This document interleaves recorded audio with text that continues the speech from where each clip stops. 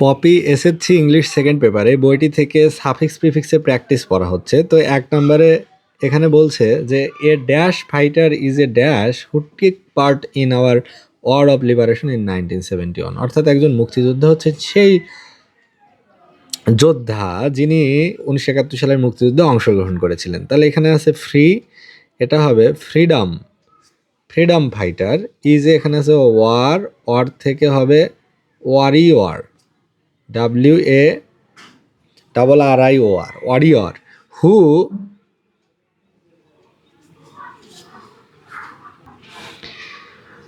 তাহলে the dash of our motherland as dash to a freedom fighter than his life. তাহলে the independence, dependence আছে এর আগে বসবে আইএন, তাহলে the independence of our motherland, আমাদের মাতৃভূমির স্বাধীনতা হচ্ছে as dash to a freedom fighter than his life, as dearer, এই যেখানে দেন আছে যে মানে তার জীবনের চেয়েও মাতৃভূমির স্বাধীনতা তার কাছে বড়।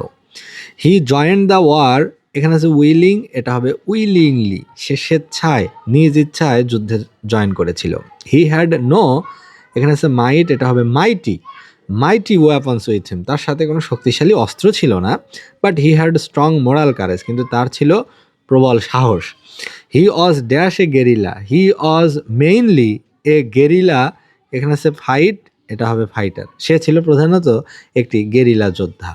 হি attacked the enemy from an dash place, from an এখানে আছে নন, এটা হবে unknown place, and then dash, এখানে আছে অ্যাপিয়ার্ড, এটা হবে ডিসঅ্যাপিয়ার্ড। অর্থাৎ গেরিলা ফাইটিংয়ের যে কৌশল সেটা হলো অতর্কিতভাবে আড়াল থেকে আক্রমণ করা, আবার কেউ বুঝে ওঠার আগেই সেখান থেকে আবার পালিয়ে যাওয়া। সেইভাবে মুক্তিযোদ্ধারা যুদ্ধে অংশগ্রহণ করতো।